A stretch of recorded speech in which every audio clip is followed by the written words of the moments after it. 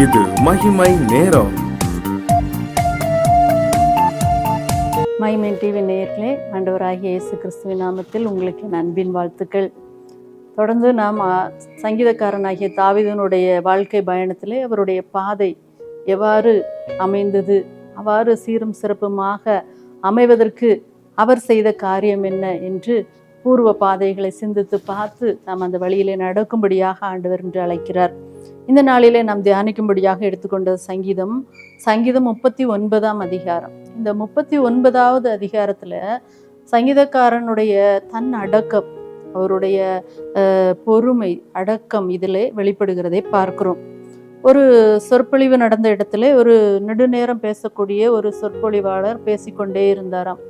அவருக்குரிய நேரம் முடிந்த பின்பும் அவரால் பேச்சை நிறுத்த முடியவில்லை. ஒரு சிலர் எழும்பி வெளியே சென்றனர். வெளியே இருந்த பலர் பேச்சை முடித்து விட்டாரா என்ற போது அவர் சொல்ல வந்ததை சொல்லிவிட்டார், ஆனால் பேச்சை நிறுத்த முடியவில்லை, அவரால் பேசிக்கொண்டே இருக்கிறார் என்று சொன்னார்களாம். இன்று பல நேரங்களிலே நாமும் அப்படித்தான் பேசிக்கொண்டே இருக்கிறோம், பேச்சை நிறுத்த முடியவில்லை. காரணம் இல்லாமல், தேவையில்லாமல் பல்வேறு காரியங்கள், பல்வேறு பலரை புண்ணாக்கி விடுகிறோம். ஆனால் இந்த வார்த்தைகளில் கவனமாக நம்முடைய வாழ்க்கை பயணத்தில் செல்ல வேண்டும் என்பதை இந்த தாவீது நமக்கு வெளிப்படுத்துகிறார். அவருடைய வாழ்க்கையில பார்ப்போம் என்றால், இந்த சங்கீதம் 39:2-3 என்ற இந்த வசனங்களிலே பார்க்கும்போது அவர் சொல்லுகிறார், நான் மௌனமாகி ஊமையாயிருந்தேன், நலமானதையும் பேசாமல் அமர்ந்திருந்தேன், ஆனாலும் என் துக்கம் அதிகரித்து என் இருதயம் எனக்குள்ளே அனல் கொண்டது, நான் தியானிக்கையில் அக்கினி மூண்டது, அப்பொழுது என் நாவினால் விண்ணப்பம் செய்தேன். கிறிஸ்துவுக்குள் பிரியமானவர்களே, தாவீது அவர் மௌனமாய் இருக்கிறாரு. எந்த சூழ்நிலை என்று பார்க்கும்போது அடுத்த வசனத்துல 39:10 பார்க்கிறோம், வியாதியின் வேதனையில். இன்று உலகத்துல பல்வேறு வியாதிகள், பிரச்சனைகள், போராட்டங்கள், இழப்புகள் மத்தியில நம்முடைய நாவை அடக்க முடியாமல் புலம்பி தவிக்கிறோம். அடுத்தவர்களிடம் புலம்பி தள்ளுகிறோம், மற்றவர்களை குறை சொல்லுகிறோம், ஆண்டவரையே குறை சொல்லுகிற சூழ்நிலையை பார்க்கிறோம். ஆனால் இங்கே தாவீது அவர் தடுமாற செய்கிற அந்த சூழலிலும் கூட அவர் எப்படி இருக்கிறார்? மௌனமாக இருக்கிறார். நான் மௌனமாகி ஊமையாய் இருந்தேன். சரியானது கூட அவரு நான் செய்தது சரின்னு சொல்றதுக்கு அவர் வாயை திறக்கல. நலமானதை கூட பேசாமல் அமர்ந்திருந்தார். அவருடைய வியாதியை குறித்து நம்ம பார்க்கும்போது அவர் சொல்றாரு, எண்ணிலிருந்து உம்முடைய வாதையை எடுத்து போடும். ஆண்டவரே, இந்த வாதையை எடுத்து போறோம், உமது கரங்களின் அடிகளால் நான் சோர்ந்து போனேன் என்கிறார். ஆண்டவருடைய அந்த வியாதி, ஒருவேளை நம்ம நினைக்கிறோம் ஆண்டவர் கொடுக்கிறாரு, எதுக்காக, எப்படி வியாதி வருகிறது, என்ன பிரச்சனை, என்ன காரணம் என்று பார்க்கும்போது, வேதத்தை ஆராயும் போது பல்வேறு நேரங்களிலே பாவத்தின் விளைவு வியாதியை உருவாக்குகிறது. யோபுடைய சரித்திரத்துல பார்க்கிறோம், சாத்தானே அனுமதி பெற்று கொண்டு வந்து இங்க சோதிக்கிறத பார்க்கிறோம். சில நேரங்கள்ல ஆண்டவர் சொல்றாரு, என்னுடைய நாமம் மகிமைப்படும்படியாக இவன் இப்படி பிறந்தான்னு சொல்றாரு. இன்னும் சில இடங்கள்ல ஆண்டவர் சிலருக்கு சில பிரச்சனைகளை கொடுத்து ஆண்டவரிடமாக திருப்புவதற்காக, மீட்டு எடுப்பதற்காக இறைவன் அனுமதிக்கிறார். எப்படிப்பட்ட சூழ்நிலையில் வந்திருந்தாலும் சரி, இங்கு தாவீது தன்னுடைய வியாதியின் மத்தியில மௌனமா இருக்கிறாரு. அவருடைய இருதயம் கொதிக்கிறது, அனல் மூண்டது என்று பார்க்கிறோம். அவரால் பேசாம அடக்க முடியல. ஆனாலும் அவருடைய பேச்சு சாதாரண பேச்சுக்களை வராம விண்ணப்பமாக மாறுகிறதை பார்க்கிறோம். இந்த வியாதியின் விளைவாகத்தான் அவர் தன்னையே உணர்கிறார். அடுத்த 39வது அதிகாரத்துல 4-6 வசனங்கள்ல அவர் தன்னை அப்படியே அர்ப்பணிக்கிறார். அவருடைய பெருமை அங்கு உடைகிறது.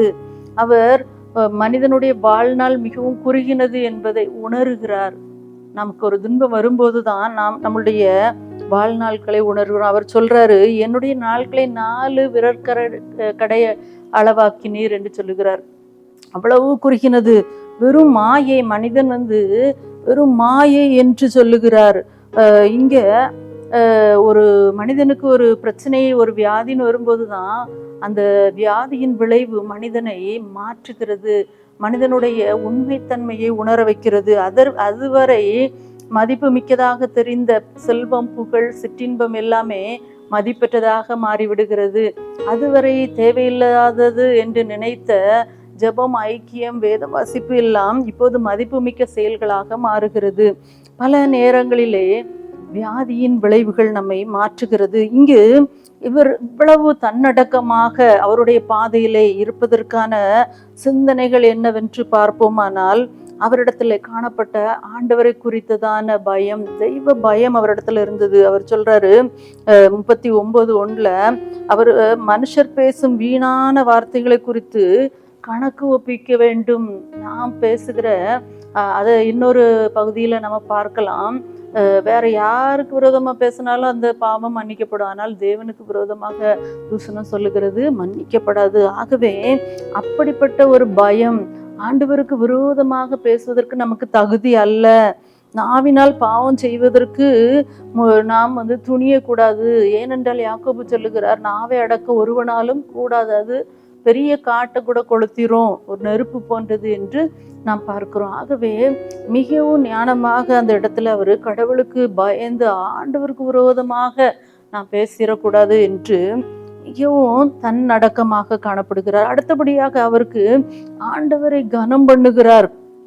39:1 அவர் சொல்றார், என் நாவினால் பாவம் செய்யாதபடிக்கு நான் என் வழிகளை காத்து துன்மார்க்கன் எனக்கு முன்பாக இருக்கு மட்டும் என் வாயை கடிவாளத்தால் அடக்கி வைப்பேன் என்று சொல்லுகிறார். பாருங்க, அந்த மற்றவங்க நம்ம ஆண்டவரை நம்ம மற்றவங்க தூசிக்கிறதுக்கு காரணமா இருந்துடக்கூடாது என்று அவர் மிகவும் பொறுமையாக அங்கு செயல்படுகிறதை பார்க்கிறோம். ஒருவேளை அந்த உணர்ச்சி வசப்பட்ட நேரத்திலையும் வாய்ப்புகள் இருந்த நேரத்திலையும் மிகவும் தன்னடக்கம் உள்ளவராய் இருக்கிறார். அடுத்தபடியாக இவர் இவ்வளவு பொறுமையும் தன்னடக்கமுமாய் இருப்பதற்கான காரணம் தூக்கி எடுக்கும் நம்பிக்கை. ஆண்டவர் இடத்துல அவருக்கு இருந்த நம்பிக்கை, அந்த உணர்ச்சிகள் நெருப்பாக எழும்பின போதும் அடக்க முடியாத வேதனையின் மத்தியிலும் அவர் ஜெபமாக அவருடைய வேதனைகள் மாறுகிறது. அந்த தன்னடக்கம் உண்டாவது, அந்த பொறுமை உண்டாவது நம்மளால முடியாது, ஆண்டவருடைய ஆவியினால தான் கூடும். அப்போ ஆவியானவருடைய பிரசன்னத்துக்குள்ள நம்ம வரும்போது, அவருடைய ஆளுகைக்கு நம்மை ஒப்பு கொடுக்கும் போது ஆண்டவர் என்ன செய்கிறார், நம்மை முழுவதுமாக பொறுப்படுத்திக் கொள்ளுகிறார். இந்த இடத்துல 39:4 அவர் என்ன செய்றாருன்னா, தன்னை முழுவதுமாக ஆண்டவரிடத்துல அர்ப்பணிக்கிறார். ஆண்டவரே நான் நிலையற்றவன் என்று ஆண்டவரிடத்துல டோட்டலா சரண்டர் ஆறாரு. என்கிட்ட ஒண்ணுமே இல்லை, என்னால் ஒண்ணுமே இல்லை, எல்லாமே நீங்க தான் அப்படிங்கிற ஒரு அர்ப்பணம் அவரிடத்துல காணப்படுகிறது.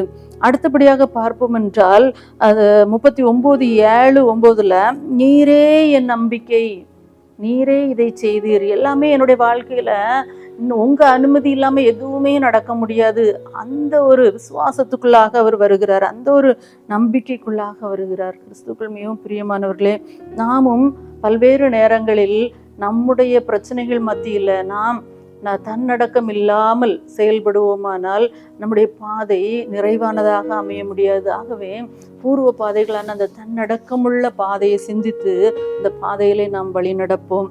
அவருடைய கிருபை நாடி நாம் தேவ கரங்களிலே ஒப்பு கொடுப்போம். ஜெபம்.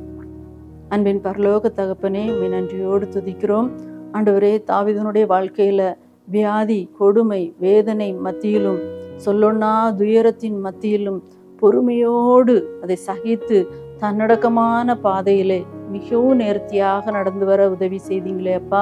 அதே போல நாங்களும் ஆண்டவரே எல்லா பாடுகள் மத்தியிலும், எல்லா ஆண்டவரை வியாதிகள் மத்தியிலும் ஆண்டவரை தன்னடக்கத்தோடு நடக்க நீங்க உதவி செய்யுங்கப்பா. ஆண்டவரே, அந்த சூழ்நிலையை மாற்றுவதற்கு ஆண்டவரை கர்த்தருக்கு பயப்படுகிற பயம், உமக்கு கொடுக்கக்கூடிய கனம், இவற்றிலிருந்து நாங்கள் விலகாதபடி எங்களை அர்ப்பணித்து சொல்ல உதவி செய்யுங்க. மீட்பர் இயேசுவின் மூலம் ஜெபிக்கிறோம் நல்ல பிதாவே, ஆமென்.